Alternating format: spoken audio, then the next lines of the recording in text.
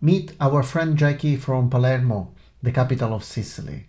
Join us on a journey of Italy's unification, which took place in 1860 and started right from Sicily. It is a very interesting story and brings some understanding of today's way of being Italian and Sicilian. Ready? Let's go! Ciao Jackie, benvenuta. Thank you so much. Thank you for your time. And we are here to talk about some interesting part of the history of Sicily. And here we are with Jacqueline. Jacqueline, you are a guide here in Palermo, and please tell everybody why your English is so much better than mine. Well, Dario, as you know, I grew up in California, Mhm. in Los Angeles, and I moved to Sicily with my family when I was just a teenager. And so part of my high school years were spent in the US, and then I continued my studies here in Italy, in Palermo, where I've always lived since 1985. I see, It was a okay. long time ago. And I've been guiding for just a little over 25 years now. I've also written a few books on Sicily's history. They're all in English and with the most diverse topics that span from Sicilian food and wine to general history and also Sicilian queens. Wow. Okay. So that's very interesting. So let me ask you my first question that I have for you. Monica, our guide from Piedmont, was just talking about last time about the unification of Italy, Right. 1861. And what I want to know from you is, she was talking about how great the politicians from Piedmont were at that time, coming, their first step of the process was they landed in Western Sicily, in Marsala. And so Right. I want to know from you what was the economical, the political situation back that time, and how was Sicily or the south of Italy economically and politically and socially compared to the north of Italy? What's your knowledge and your perspective about that? Well, it's very complicated, and something that spectators should know is that Sicily, and at the time, the Kingdom of the Two Sicilies that included Naples, and then everything south of Naples to Calabria, Sicily, and for a few years we also had Malta as part of our kingdom. But southern Italy, Sicily, Naples, at the time, Naples and the Kingdom of the Two Sicilies were the wealthier part of what later became Italy.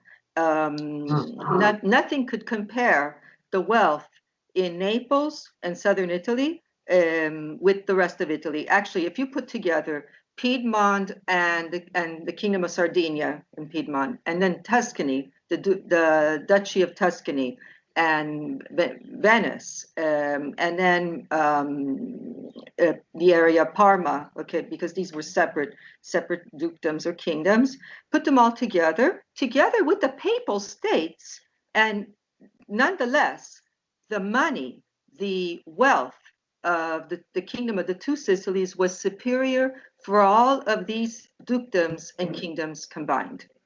Okay. Wow. So we were the richest back at that time. Well, there was commerce, first of all. The wealth of Naples, okay, which was part of the kingdom, was thanks to the commercial know-how of people like Carlo di Borbon. Carlo di Borbon, who was king of Naples and southern Italy, up until the year 1759, when his older brother, the king of Spain, died. Okay, and he had no heir. So Carlo di Bourbon had to leave in 1759. He took one of his sons, his oldest son, with him to become the future king of Spain one day, and he left his one of his younger sons, Ferdinando of Bourbon. He was an 8-year-old boy in Naples, okay, who was not as competent as Carlo di Borbone. Carlo di Borbone had started different commercial connections with, for example, the new United States of America. Okay, he was one of the first kings in all of Europe to recognize the USA as a new country. Okay, after the revolution against the British. Carlo di Borbone had good relations with the British, with the French, with the Austrians. So we're talking about the beginning of 19th century, right? The beginning of the 18th century, actually, the beginning of the 18th century. And furthermore, Carlo di Borbone started the first, for example, railway line in Italy from Naples to Portici. He started the first public housing in Italy at the end of the 18th century. He also started the first pension system in Italy. Okay, there were many also social changes going on because Carlo di Borbone was an enlightened man. Okay, this was before the Enlightenment or just when the Enlightenment was starting, but he was an enlightened man. And think of it, the bankers, the Rothschild banker, Karl Rothschild, opened up the first major bank in Italy, okay, which was in Naples, one of the first major banks, okay. And this bank had to close after Italian unification because post-unification period, unfortunately, left us poor. Okay, and we'll talk about these complications. Right. No, let me tell you this, because I mean I'm 47 years old. I was born in 1973, and for what I know, Sicily and the south of Italy has always been the poorest part of the country, and so my question is, how is that possible? So yeah, it's very interesting to start from how powerful, how wealthy, and how even progressive was the Kingdom of the Two Sicilys, Naples and Sicily, back in the 17th and 18th century. And so yeah, we want to hear a bit more about that. But I also want to hear, how is that possible that a small kingdom like Piedmont, like the Savoy family, is really able to push away the Spanish people and that wealth. I mean, how that could happen? So bear in mind that by the time that Carlo di Borbone and his son Ferdinando were in Naples, these kings, although the Bourbon dynasty had connections with the Spanish dynasty and the French Bourbons, the kings were considered local. Okay, Ferdinando Bourbon spoke Neapolitan. Okay, I'll remind you that he spoke Neapolitan, and all in all, even though he was not such a good king, he didn't have his father's mind frame for reforms, progressiveness, or even for a constitution, unfortunately. Ferdinando, though, was considered a local king. Okay. As for the Piedmontese, they were very lucky. A number of things happened that allowed them to take over the Kingdom of the Two Sicilies. Some of them were political, some of them were social. Bear in mind that there was a lot of rebellion and social dissent in all of Italy. Okay, there were riots in the year 1848, and even before 1848, there were riots going on in Turin, just like in Palermo or in Catania, because unfortunately there was social unrest, there was lack of food. Okay, more than once we had droughts in Europe, and so if you think of a drought in Germany, it's nothing compared to the type of drought that we would have in Sicily or Calabria. Okay, where there's obviously less water. So there were horrible droughts and people were dying of hunger. And something else that allowed for these rebellions, these riots, protests to to move like wildfire was the telegraph. The telegraph had been invented. Okay, then eventually the electric telegraph, and so something like a European spring was on the way. Think of the Arab Spring 10 years ago. It was thanks to internet, for example, that this movement spread like wildfire. So this was happening in Europe, and it was also happening in all of Italy. Okay, but because there were all kinds of problems. Again, sorry, just to help everybody figure out the timing. When this is happening? What's the timing of it? Starting in the 1830s, 1848, moving on towards 1860. Okay. Then there were a number of great thinkers, okay? For example, from Genoa, there was Mazzini, okay, who was definitely a great thinker. He started what was called Giovane Italia, okay? Then there were also other historical figures who had the idea of creating a unified Italy in mind, okay? At the time, it was just an idea. And then the Piedmontese also lucked out on something else. Here in Sicily and southern Italy, we had a very large British community in Naples, in Palermo, in Marsala. The British were considered allies of the Bourbon dynasty, of the Kingdom of the Two Sicilies. But they were very interested in our sulfur mines in Sicily. Then there were also some British entrepreneurs who had Marsala wineries in Marsala. They started the Marsala business. Okay, even though later there were families like the Florio family from Calabria that became very popular with the Marsala and wealthy with the Marsala business and more. The Brits were also in Naples. For a while, they were the allies of the Bourbon dynasty. When Napoleon came in and he was trying to take and eventually took Napoli, okay, it was Admiral Horatio Nelson who saved the king, Ferdinando of Bourbon, and his wife, Maria Carolina of Habsburg, who was the older sister of Marie Antoinette, okay, from Paris. And they brought them to Palermo, safe and sound. Okay, so they had been allies for a long time. But unfortunately, this king, Ferdinando, later his son, Francesco the First, they didn't understand how important, for the British, how important the sulfur monopoly was. Because in Sicily, 80% of the sulfur deposits were here. And the Brits, 80% of the 80% production? of sulfur in all the world Wow. came from Sicily. So financially, it was a big deal from the economic. It was a big deal for the Brits. Okay, think of how much sulfur they needed for cannon, for gunfire, but also for the industrial revolution. Okay, for the industries.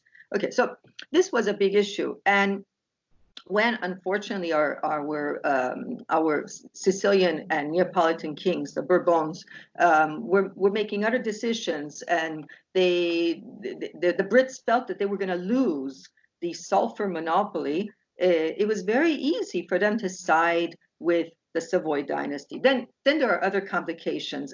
Bear in mind that the Savoys were cousins of the Bourbon dynasty. Okay, there were a number of family members that had married together.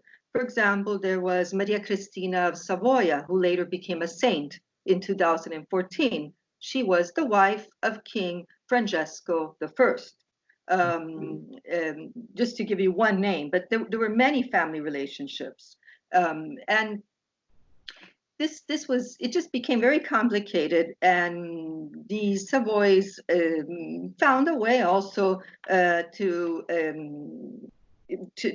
took advantage of the social unrest that there was in Sicily, in southern Italy, going back to the problem with the lack of food, social unrest. An event happened. Carlo Alberto of Savoy passed the so-called Statuto in 1848, okay, which was a type of constitution for Sardinia and Piedmont. That same year, this was because of the rebellions that took place. So to try to calm down the rebellions, very smartly, very wisely, Carlo Alberto passed the Statuto that was kept in place. It was not perfect, but it was a kind of constitution.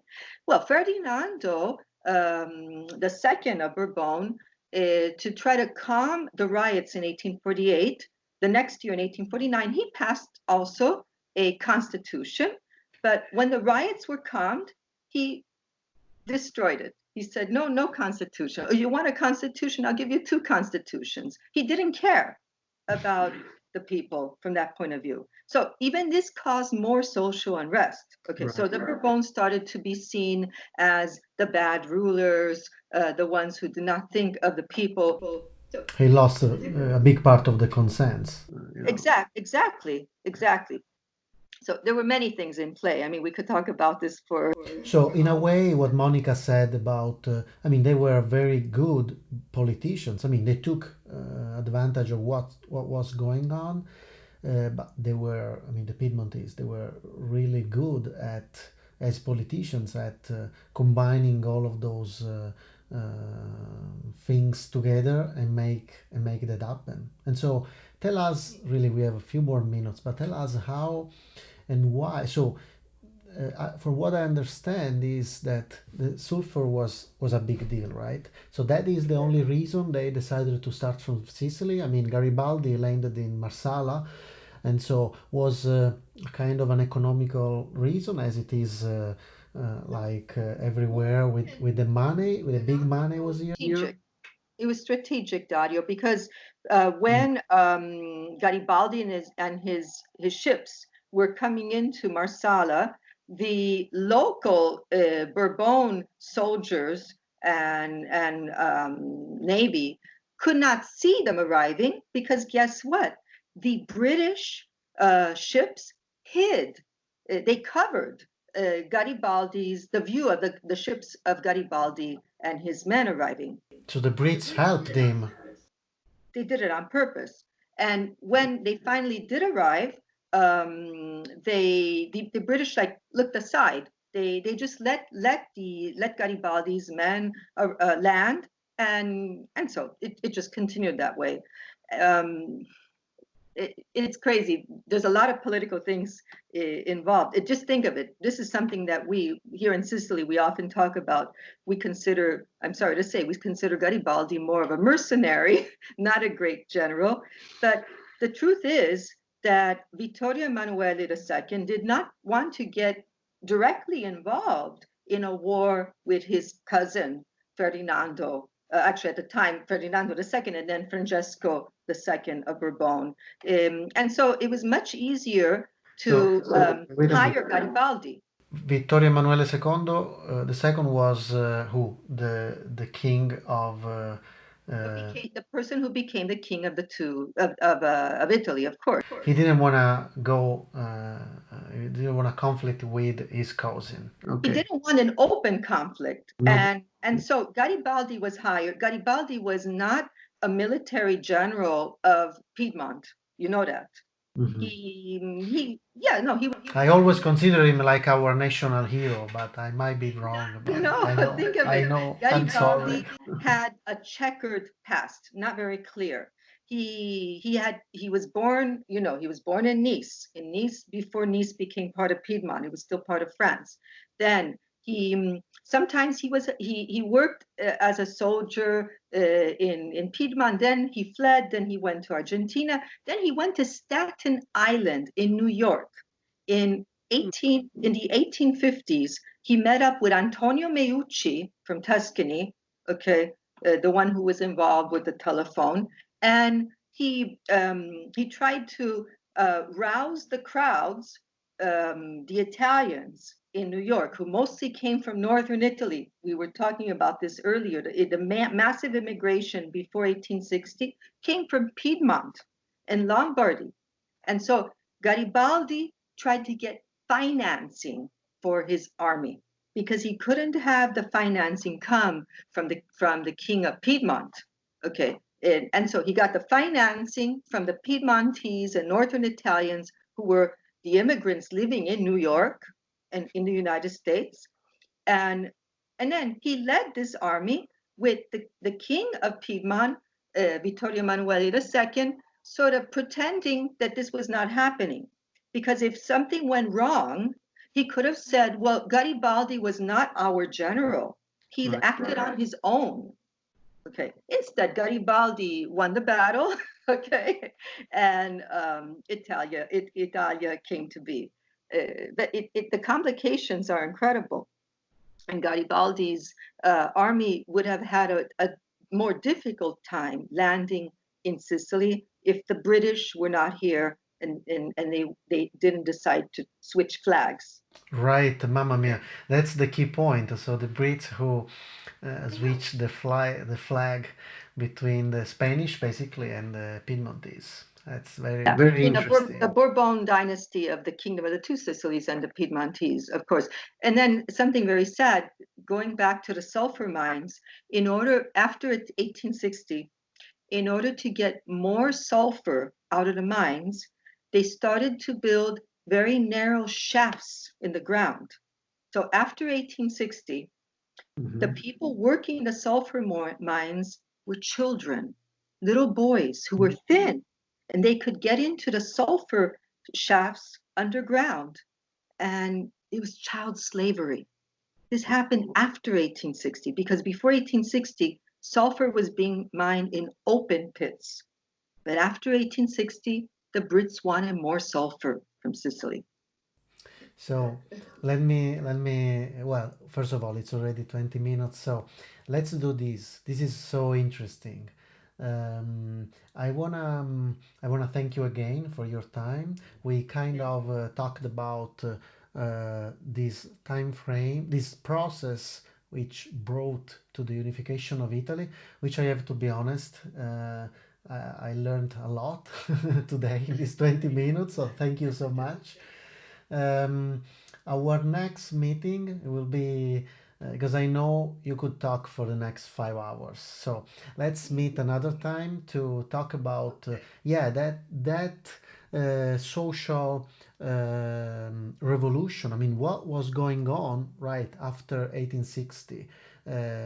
How how we move between a rich and wealth and prosperous south, Kingdom of the Two Sicilies, to the modern time. I mean, to Poverty, and yes, you're right.